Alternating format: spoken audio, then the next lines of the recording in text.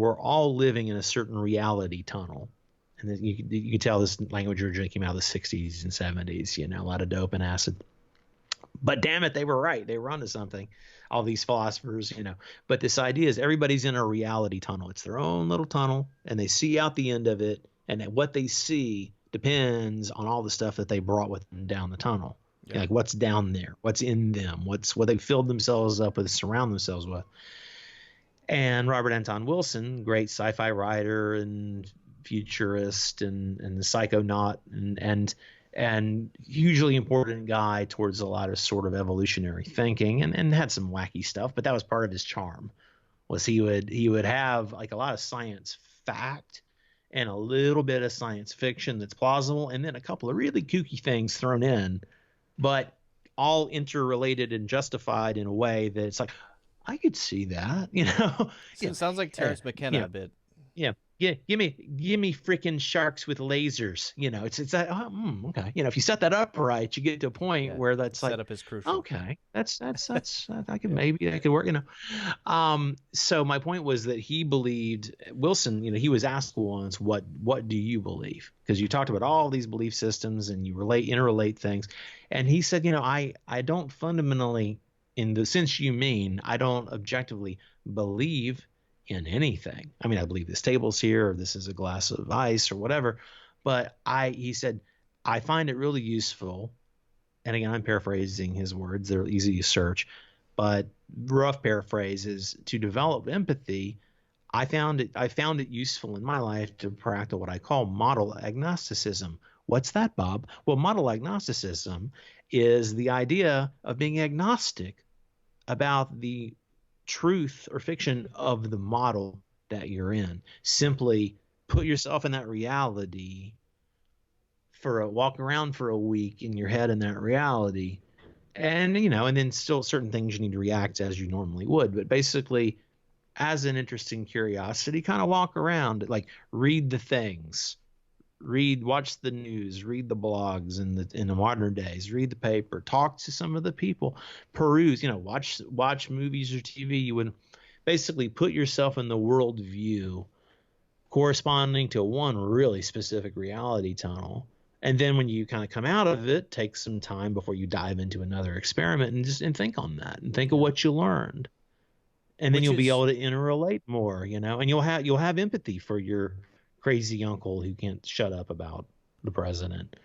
You'll have some of the world that you wouldn't otherwise have, but it is at the same time against human nature to do that, because archaic man is the ultimate conspiracy theorist. Archaic man is the guy who's drawn pictures in the sky, the guy who settles on the first conclusion because, geez, that might be a cheetah over there. I don't know for sure, but I'd better err on the side of, yes, it is, because my life could depend on it. And that translates itself into modern society. When there are so many views out there, you hold on to the one that gives you a sense of security, and to let go of it means letting go of the thing that makes you feel safe. And so it's not until you have another sort of level of something to hold on to that allows you to dive into each of those tunnels, right? Mm-hmm. You're right. Diving down, but that's the thing that you do. So the thing that you do is the thing that gives you security to dive in and come back up, right? It's hard, and it's against human nature, and you have to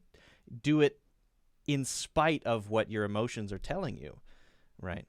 I called it an exercise because there's heavy lifting involved. Yeah. You have to sweat. It's an exercise to do that. It's not, this is a lark. I mean, you can approach it that way and get some benefit. But if you actually, what does my crazy uncle Billy think? What does he watch, listen to, read, etc.?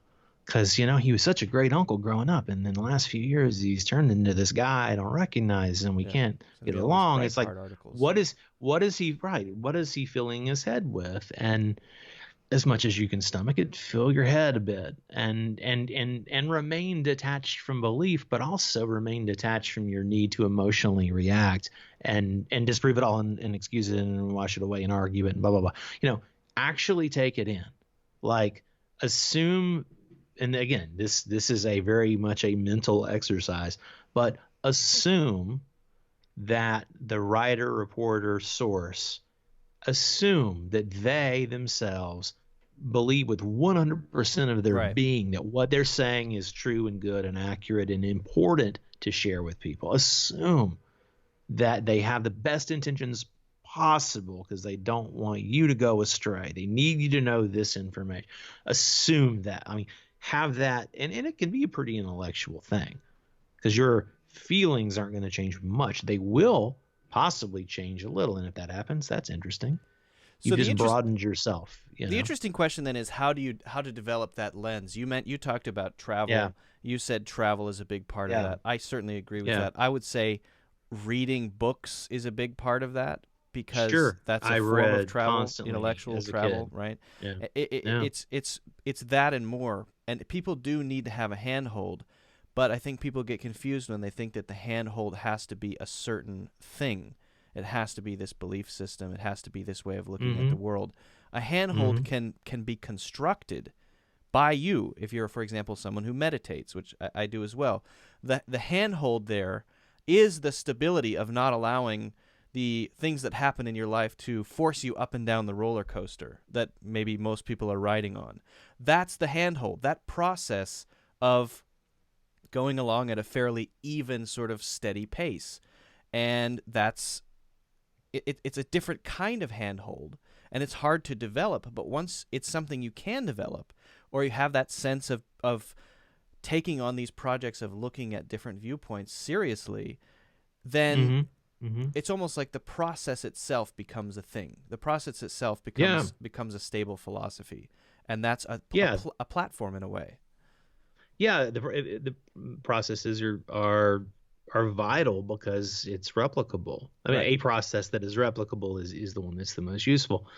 So absolutely, what I was saying, I've sort of tried the thing I just talked about. I tried it starting back as a, 20 something. I mean, I started reading Bob Wilson when I was like 15 years old, and reading his science fiction, which is pretty awesome. And then he did a bunch of fact or science, or speculative fact, nonfiction books basically, or non-intentional fiction with a little fiction thrown in. And there's a name for it. I'm forgetting how they're classified, but sort of speculative nonfiction basically. But super useful for starting to begin to that first set of steps on the neural footway path of building that new little connection into something, like adding in that data point and then, let me connect that over to here and connect it to this thing here. And then this maybe connects back here, and then, these things have a new connection now. These other two things. Self-supporting structure. Yeah. Right. Exactly. Right. It's a foundation for freer thought.